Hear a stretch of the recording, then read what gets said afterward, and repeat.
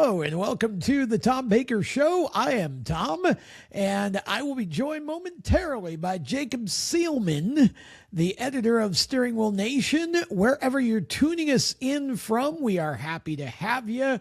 We're going to talk NASCAR. We're going to talk short tracks. We're going to do a lot of jumping about over the course of this next 45, 50 minutes or so. But I want to remind you that this show is being brought to you, as always, by our good friends at MillerTech Lithium Batteries. If you own an RV, a golf cart, a boat, or you just enjoy off-the-grid living, MillerTech Lithium Batteries is the way to go to power your weekend experience.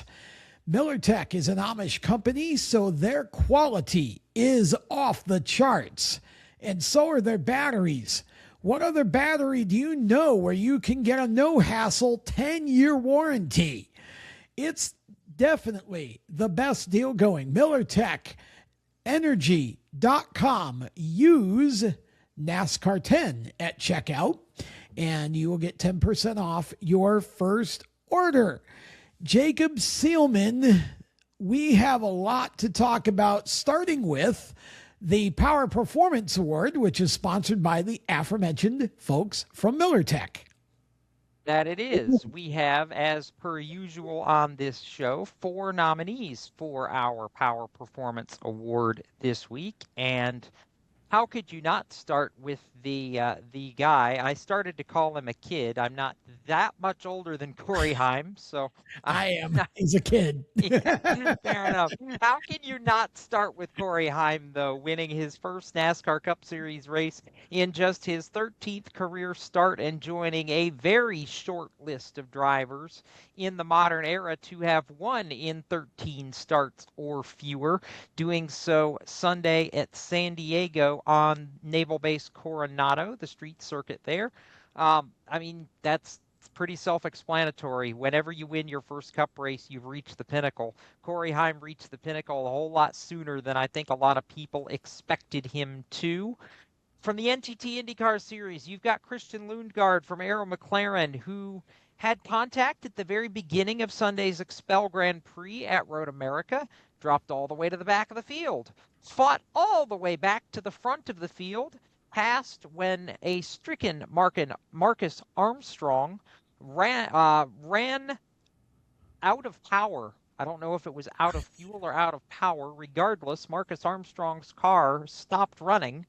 Christian Lundgaard takes advantage, wins the race. Then you've got Sprint Car Racing's $300,000 man, David Gravel, who won Saturday's Huset's High Bank Nationals finale at Huset's Speedway, which, oh, by the way, is owned by his boss, Todd Quiring. And David banked the richest payday in the history of the World of Outlaws Sprint Car Series. No race before Saturday had ever paid $300,000 to win. David took the check. And we have a teenager in the final spot, Tom. Jack Thomas, 16 years old, won his first Sprint Invaders 360 Touring Sprint Car main event Saturday night at 34 Raceway in West Burlington, Iowa. What makes that race remarkable is young Jack led a podium that had an average age among the top 3 finishers of 17. that is a teenager podium. The oldest driver on that podium was 20 years old. The other 2, 16-year-olds. So I just thought that was extremely noteworthy, and anytime you get a young kid like a Jack Thomas winning a big league sprint car race, it's a big deal. Of those 4, I mean, I would say 3, certainly the first 3 speak for themselves. Where does your brain gravitate to on our list this week? Well, look, I mean, David won a lot of money, and he dominated the event, but he won it from the pole, to be fair. And the track was kind of a one-lane track. Now, I'm not diminishing David winning the race, but in the context of this Power Performance Award, I feel like when you look at a Jack Thomas, who at 16 years old picks up a sprint car win on the same weekend, I might add, that our 64-year-old buddy out of Pennsylvania got his second win of Bob the year. Felmley, Bob yes, at Felmley. Tri-City Raceway Park. Yeah, I mean that's pretty awesome. But Bob didn't make the cut this week for the award. Listen, Lundgaard's performance was great, but I really thought Marcus Armstrong was going to win that race. I think we all did. Marcus certainly thought he was going to win that race. Yeah, and I'm just here to tell you, I'm calling Armstrong to Ganassi in 2027 right now. Oh, yes. okay. So that leaves me then with Corey Heim, and I think you got to give Corey this one. That performance. First of all, this is not a young man who grew up racing road courses. I didn't know that Southern Late Model Racing was such a good training for street circuits, but apparently somehow it is, because Corey Heim took to this like a duck to water. He's run exactly one in the Cup Series, obviously multiples in the Truck Series, and he won several, so it's not like it's. But yeah, I think given how this race went, you got to give Corey Heim this award. I'm with you, as are the fans. 47% on the fan vote went Corey Heim, which was, I was going to say, it was a little more contested than what I thought it was going to be. But no, I 100% agree with you. And the conversation, which we can have a little later about, would it have been different if SVG and Connor Zilic hadn't been wrecked out mid-race? Yet the fact of the matter is they were. Yeah, and they were that just the fact. And not only did Corey Heim go out and win the race, he took it to his teammate Tyler Reddick, who's won 5 times this year. Bubba Wallace. In order to do so. And as Tyler said, beat us with our own stuff. So right. That being said, no, I'm all the way with you. Corey Heim, the MillerTech Power Performance Award winner for the week of June 15th through the 21st. And it gives us a good segue, Tom, into really where we want to go with this show. We're going to take a bit of a deep dive on this episode into the big picture of NASCAR. Where are we now? And where are we going? Or to put it a little simpler, what is the current state of play when it comes to the top 3 series, and maybe even, and then some, a little bit. You and I, though, want to start here with the schedule conversation. And I think appropriate, given that we're coming off a inaugural race at Naval Base Coronado in San Diego, the street race out there. A bit of a novelty event this year, if you will. So first, I'll ask you, in a slightly shorter scope, did you enjoy Coronado? And in a bigger picture sense, are we enjoying what we've seen the last few years with some of the novelty of the schedule between LA Coliseum and the Chicago Street Race and some of these things that if you'd asked Richard Petty and Junior Johnson 60 years ago, do you think we'll ever, they'd have looked at you like you had 6 heads. No way did anybody picture in the good old days that we'd be doing what we're doing now. But here we are. Yeah, I'm not sure where the question was and all of that, but I'm gonna just the question was, are you enjoying the novelty, and did you enjoy Coronado there? No, and sort of. I don't enjoy the novelty stuff at all. I'm sorry. You can send me at mail if you like, but I just don't think that street racing matches up to the NASCAR type of racing. And I think we saw that all weekend long at Coronado, which I thought that the truck race was okay, kind of. It had its shining moments, and certainly a great comeback by Lane Riggs. Again, Southern late model training makes great street course racers. Who knew? The O'Reilly race on the Saturday was a complete disaster from the word go, and all of those guys were over their heads, and that just doesn't fit the course. Now you can say, well, you should be driving to fit the course. Yes, but I mean, the track broke twice. We ran out of food all weekend long. Sunday's race, Cup race, was much better, much less of a sort of disaster. We could have a 23 car Cole Trickle wreck in that one. And so I did sort of enjoy the Cup race, I must confess. But I don't know. I feel like you're trying to force something that isn't there. And when Ben Kennedy, and I'm paraphrasing Adam Stern from the Sports Business Journal. So, folks, this isn't a rumor some bozo fan started, unless you consider Adam Stern a bozo, and some probably do, but I don't. When he talks about Ben Kennedy saying that he would like to have run over the Golden Gate Bridge but couldn't find a suitable course to put around it, it's like, what? I don't know what sort of brownies they're ingesting down there in Daytona Beach, but you got to keep Ben away from them. Do I want to see another Coronado? I don't know that I have a choice. Nobody asked me.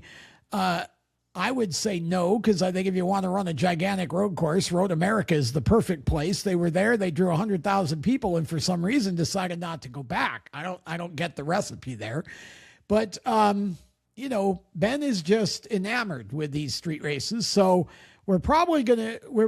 I don't know if we'll get a second Coronado. There's a lot that went into that one, and I'm not sure that the military is going to be able to accommodate that, but I'm sure it'll be in consideration. If not, I'm sure we'll probably go back to Chicagoland. The Chicago street course instead of Chicagoland. So no, I'm not a big believer in novelty. I think when you have a premier series, you don't see Formula One running on lapping day courses. You don't see that happening. And you don't, with the exception of the awful experiment that IndyCar did for a couple of years, the IndyCar is more attuned to the street courses. And, even though it's a terrible show, because you can't do the kind of racing that suits the cars on these courses, even though this is an IMSA car. I don't know. I've never seen a street course with a whoop. So I wasn't sure what I was watching over the weekend, and I didn't really enjoy it that much, to tell you the truth. Okay, you threw a lot back at me to digest in that. I'm going to actually go and directly quote Ben, by the way. The question was, or rather his comment, last thing I'll say is, because I know you guys will ask about this, what does the future look like? Are we coming back? Are we not coming back? What I can tell you is we feel this is a tremendously successful event. We want to be respectful that this is an active military base at the same time. But this is a great partnership, a great pairing, being the 250th anniversary of the U.S. Navy, 250th anniversary of our country. Couldn't ask for a better time than this. We would love to return, but we're also cognizant of the fact that this is an active military installation, and we have to be mindful of that. But if the opportunity is there. So that tells us that, do they want to come back? Yes. It sounds like yes. Will there be an opportunity? I don't think NASCAR knows yet, because of course, as you heard, Captain Lauren Jacoby, otherwise known as callsign Wookie, who was in the booth Saturday during the O'Reilly Series race and is the captain of Naval Base Coronado. He said that they were very cognizant in all the plans that went into this, that nothing could interrupt any active or any potential military operation going on the base. And, otherwise this wouldn't have happened. It happened, so we didn't interrupt anything. The question is, do we interrupt anything in the future? We don't know yet. So all that sounds like it's to be decided later on. I will tell you from my perspective, I think part of the reason that you saw Sunday's Cup race be better from a viewing perspective is because of the fact that a lot of the technology that went into the next gen cars is, as you alluded to, Tom, based off of some of the IMSA and the global sports car racing Right. technology, which by definition is meant to race first on road courses. So the kind of general inkling that you get out of that is okay, that this car, being the next gen car, would probably race a little bit better on a road course. So you saw things Sunday be a little bit cleaner, other than lap 32, Austin Hill. We'll get into that a little later. But to me, I think that race was broken open by that incident and the fact that you didn't have the best road racer in the modern era and maybe of all time in NASCAR running away with the show. I think if Shane Van Gisbergen wins by 40 seconds, you're hearing a very, very different narrative across the board from many people and pundits than you're hearing based on the fact that not only did we have a first-time winner, we had a driver touted as a generational talent get his first career win ahead of schedule in shock fashion. Sometimes the outcome, as Jeff Gluck would say in his "Was This a Good Race" poll, boosts the poll a little bit, so to speak. And I think that could have been what you saw here versus the other outcome if Shane or Connor walks away and wins in a landslide. But at the end of the day, a lot of O'Reilly Series drivers, I think, pushing the limit way too hard and racing way over their heads. I think that partially led to Saturday being an abysmal show. I agree with you that it was abysmal. I think a lot of that comes from the fact that we see a lot of these younger drivers in that series pushing the limit too hard in general. But at the end of the day, for me, it was what it was. It was a NASCAR street race. We don't do this often. I expect some drivers to make mistakes. Some drivers made bigger mistakes than others. And, we got through it. The wall repair, I think, was the toughest part of the weekend on Saturday that drug that on close to 5 hours. I think you learn lessons from that and you make it better for the next time. But, no, I mean, was it okay for me? Yes. I will say this. What I liked a whole lot better out of the whole weekend was beyond the racing. It was the military activation. It was all the things that integrated the Navy and the celebration of the country into this as an event. The on-track product, I could take or leave. The off-track and the activation side of the product, I really genuinely enjoyed and loved how they tied a lot of that into what I would call the festival of the event, so to speak. And I agree with all the off-track part of it. I mean, it was awesome. The scenery was great, but the thing is these street courses are not races, they're events. And I don't think it matches up to what NASCAR is supposed to be. When we talk about the mistakes these guys made, I mean, on Sunday, that wreck with Austin Hill and SVG and Connor, and I think there were one or two more in there. There was nine total involved in that. Yep. So that wreck was, yes, okay, Austin locked up the brakes, but the other part of it is that actually all got set up when SVG ducked 3 wide and then was wise enough to get out, or it would have been a wreck even sooner than it was. There just isn't enough room on most of these courses. And Sam Mayer's problem was, well, yes, he made an aggressive move, but again, there's no space. And these drivers are used to, on restarts, driving with way over their heads, because they know if they don't, in the O'Reilly Series, they spread out and then the same happens in Cup. And so I think we're trying to force this type of racing on a division of the sport that isn't built for it. There is no street racing in the lower divisions here. You don't see it in karts. You don't see it in anything else until you get to NASCAR, where they just have to because they think it brings new fans. I want to know how many of those new fans stay with the sport. I mean, you know, I don't know. I'm not a fan of it in general. If they're going to force one a year, okay, fine. Let's not do more than that. And if you're telling me that the reason you're not running South Boston Speedway is because of safety, but you're running on a temporary street course with concrete barriers, I'm going to show you the side of Tyler Ankram's truck. I'm going to show you Sam Mayer's car. I'm going to show you SVG's car.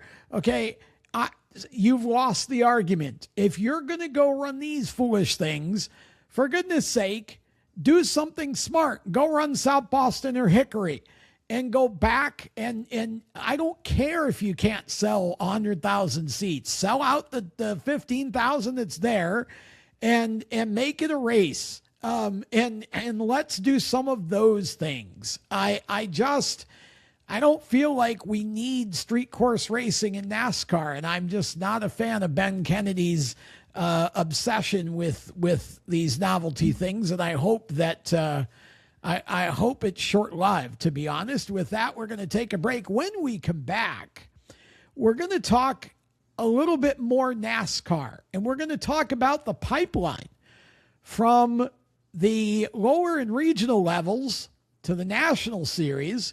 Is it broken? We'll talk about it right after this. For race fans across the United States, GetInTheStands.com is the place to find racetracks where you live and where you're traveling. Just go to GetInTheStands.com and enter your location. You'll see the tracks within 100 miles of that point, either as a list or on a map. GetInTheStands.com is 100% free to use and mobile friendly. So whether you're on a computer, a tablet, or on your phone, there's no need to download an app. To find racetracks across the United States, open your web browser and head to GetInTheStands.com. GetInTheStands.com, your racetrack directory. Attention track and series owners. Elevate your fan experience with the TrackTune app. TrackTune works with your PA system. Fans and teams at the track can hear the announcers through their phones, ensuring everyone hears race calls, sponsor plugs, and more during race nights. It's simple to set up, affordable, and free for fans to download and enjoy. Visit tracktune.live for all the details and join tracks nationwide on the app today.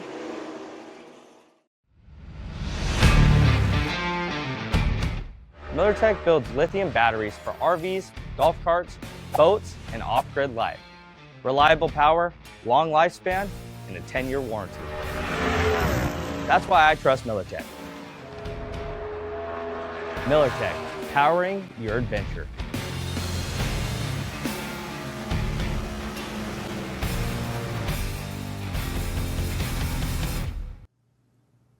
Back to the show. Obviously, I am not Tom. I am Jacob, but I am going to give it back to Tom with this topical question for our second segment of tonight's show. Tom alluded to it, and I'll ask you, Tom, the pipeline from local and regional to get to the 3 national series, and ultimately, really from the 3 national series or the bottom of that national series to Cup. Is it in danger of drying up completely or already dried up? Not from a lack of talent, but a lack of available seats.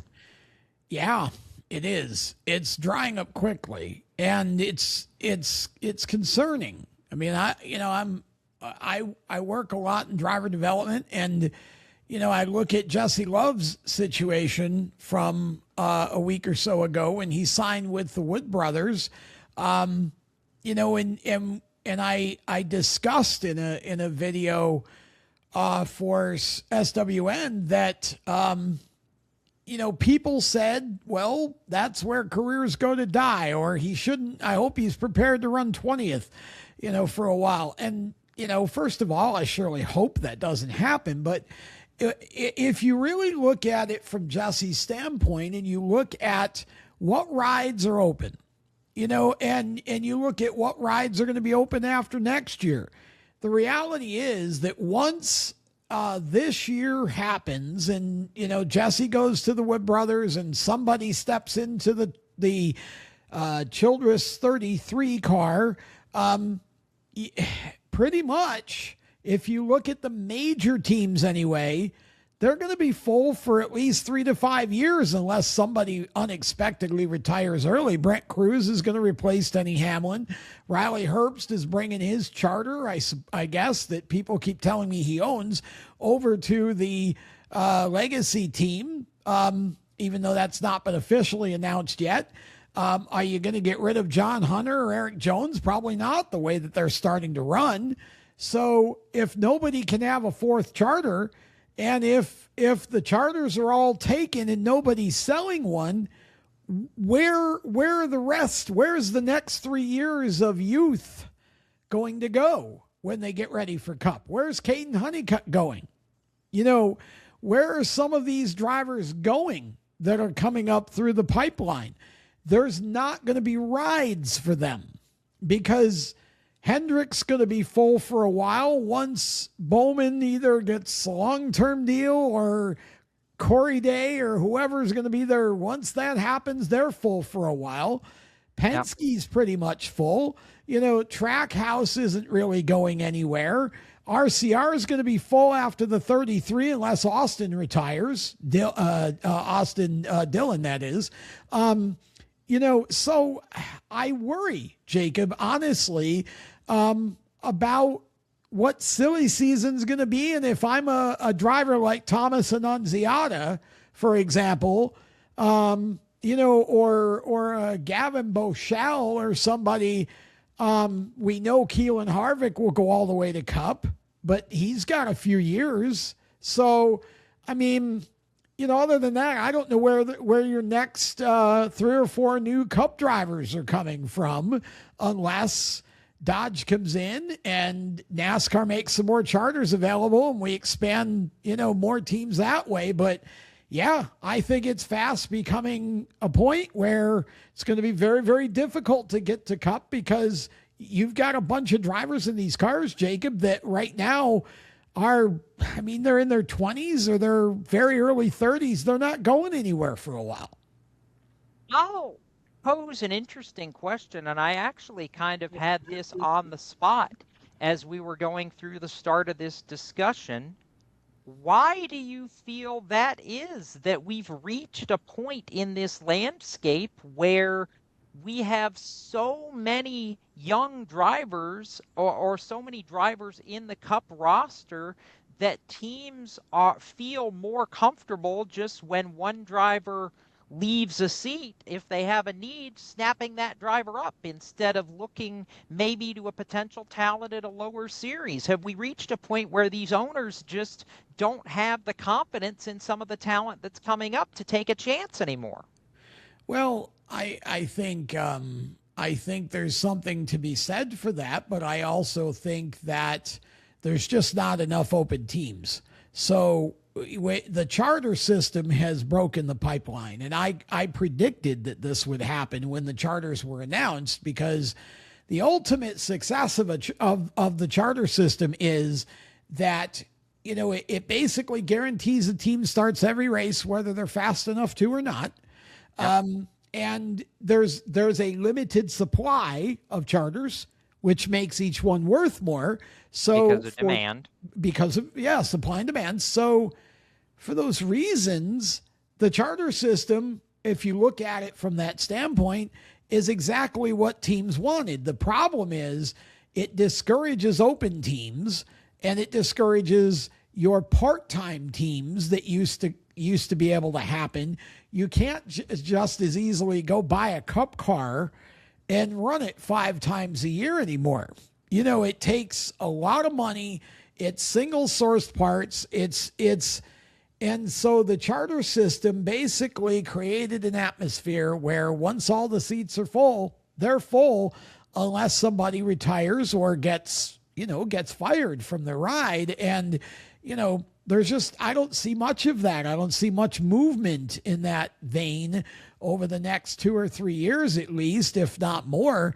And that's why when you're Jesse Love, you're kind of looking at your options. And if obviously the natural progression would have been to the 33, but the sponsor they've got a vape sponsor who doesn't want somebody like Jesse, who, even though he could win him a championship at some point down the road, he's young. It doesn't make the marketing work. Yeah, it doesn't make the it's a bad work. fit. So then Jesse looks around, and what choice does he have? How long does he sit in O'Reilly waiting for the perfect Cup opportunity that may never come? So you go and you do this, and I'm not meaning to insult the Wood brothers in any way, shape, or form, but let's just be real. Of their current performance the last year or so has not been good. So maybe it's Josh Berry, but I don't think so. I mean, Penske as a whole's had an issue. So I think from Jesse's point of view, he's got very little choice. And again, you look at Richard Childress with the 33 car, rumors of Noah Gragson. I'm not hearing that from anybody other than just the rumor mill. And I mean, that came from Bob Pockrass and Jordan Bianchi. So yeah, but I mean, again, I don't know that that's true. And again, if you're Richard, here's your problem. There's not a ton of great options at this moment, right?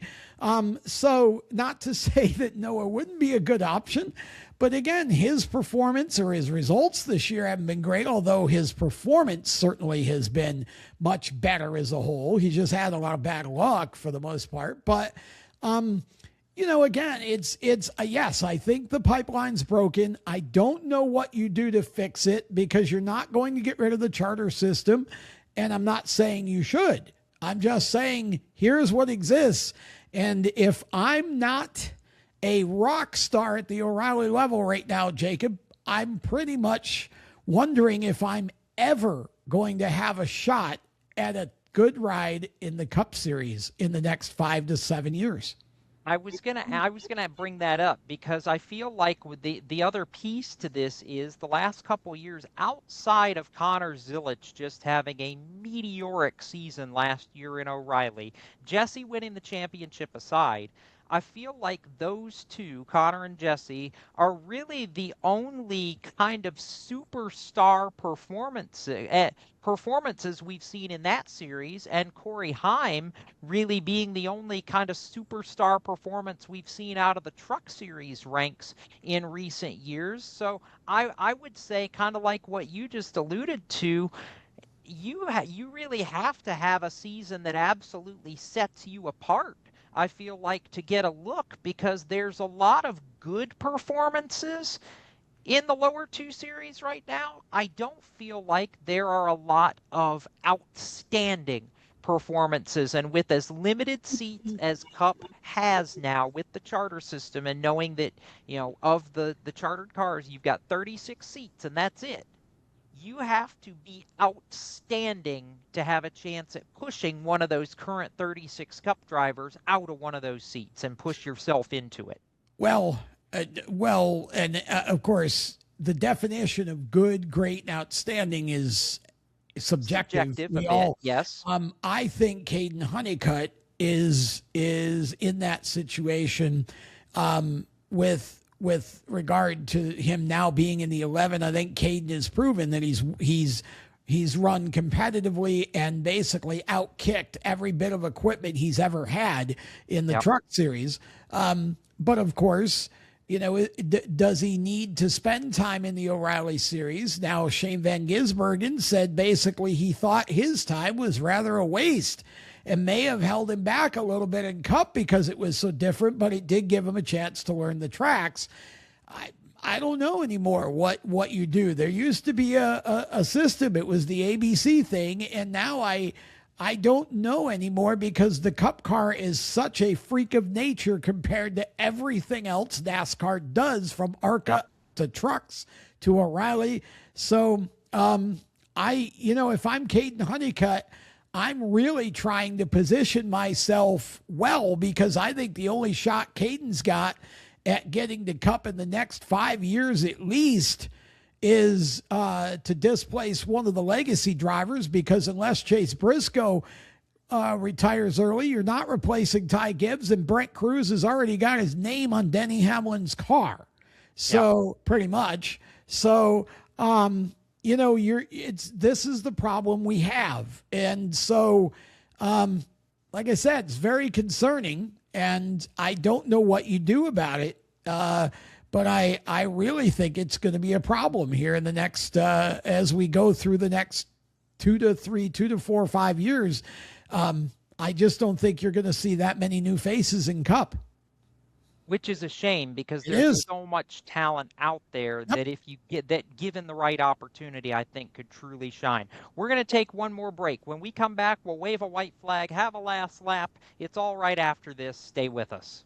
For race fans across the United States, GetInTheStands.com is the place to find racetracks where you live and where you're traveling. Just go to GetInTheStands.com and enter your location. You'll see the tracks within 100 miles of that point, either as a list or on a map. GetInTheStands.com is 100% free to use and mobile friendly. So whether you're on a computer, a tablet, or on your phone, there's no need to download an app. To find racetracks across the United States, open your web browser and head to GetInTheStands.com. GetInTheStands.com, your racetrack directory. Attention track and series owners! Elevate your fan experience with the TrackTune app. TrackTune works with your PA system. Fans and teams at the track can hear the announcers through their phones, ensuring everyone hears race calls, sponsor plugs, and more during race nights. It's simple to set up, affordable, and free for fans to download and enjoy.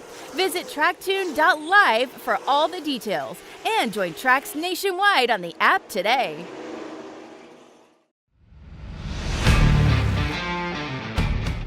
MillerTech builds lithium batteries for RVs, golf carts, boats, and off-grid life. Reliable power, long lifespan, and a 10-year warranty. That's why I trust MillerTech. MillerTech, powering your adventure.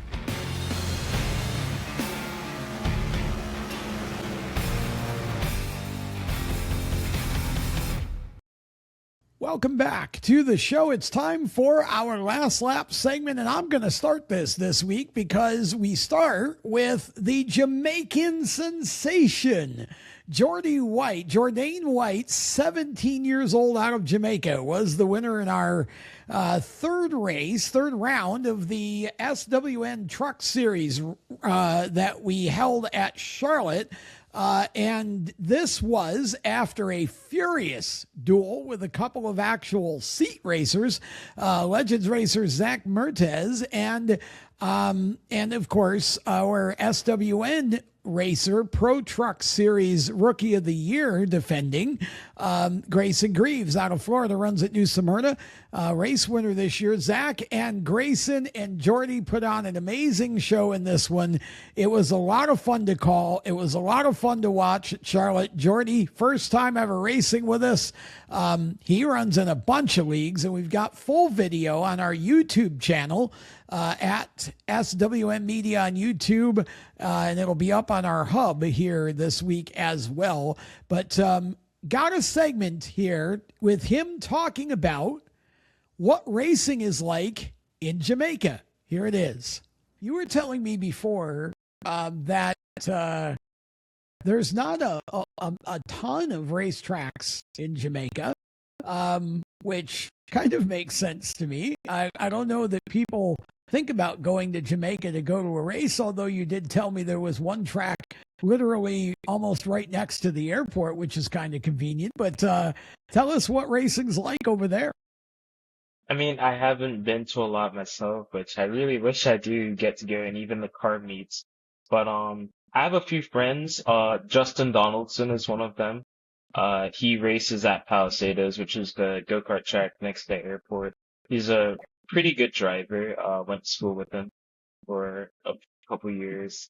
I believe he raced in the FIA World Cup earlier this year or last year. Oh, So wow. yeah, pretty cool. A couple of guys at my school's motorsport club, they're also in it. Noah is one of them, I believe. He's actually fighting for a championship at the Palisados, like track meets and stuff. So there's a lot going on there. And then there's Dover. Again, not NASCAR track, not the oval. And yeah, there's Dover, which is in Negril. You know, there's a lot of hotels there. So, you know, if you're staying at your hotel in Negril, you know, you can always pop down at Dover. So that's also good. But there's a lot of drag racing that goes on. There's actually a drag racing meet on Sunday.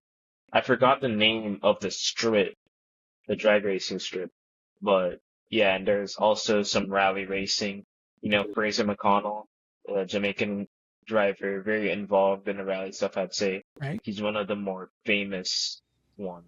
A lot of fun, something different to hear when you get somebody from Jamaica talking about the racing scene down on the island. Enjoyed that interview. Tom, okay, last lap bullet point here for you. Houston High Bank Nationals. Did you enjoy the 4 days of racing from Brandon, South Dakota? Give me a high and a low from that event.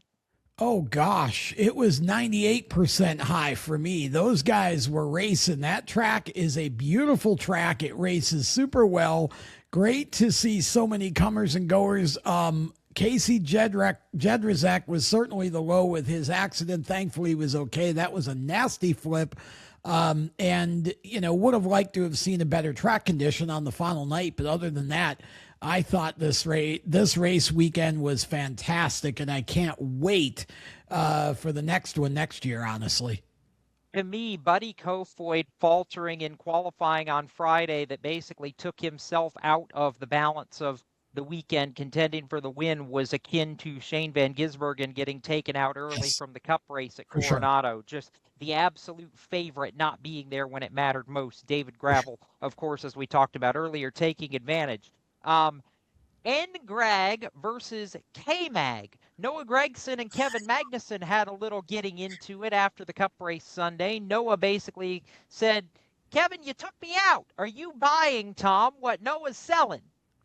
I'm buying what Noah's selling. I'm also buying him a bar of soap to put in his mouth because you can do better, Noah. You can do better.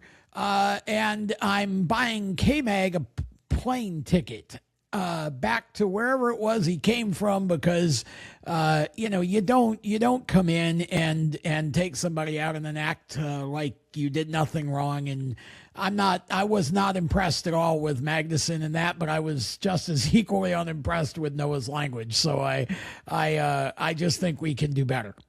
That would be Denmark, sir, by the way, where Kevin and his father Jan are from. Okay. Final bullet, and I'll let you take us home from here. Otto Sitterly moves into third all-time in total super modified wins at the Big O, with his 53rd super modified win at Oswego between winged and non-winged. How notable is this? Big time notable because he's quickly becoming automatic again, where he was for several years, where you just knew if he was on the track and running right, he was going to win. The problem is he's going to have an issue at some point here in the season because we got two more brand new hot cars coming off the assembly line for Tyler Thompson and Michael Bruce. So we may see Sitterly's win streak snapped eventually, but not for a while. And that's where we're going to leave it here on the Tom Baker Show. For more content, steeringwheelnation.com, at the SWN Media on Facebook, X, and Instagram. And oh, by the way, our premium motorsports community inside GroovePitPass.com. Until next time, I'm Tom Baker. So long.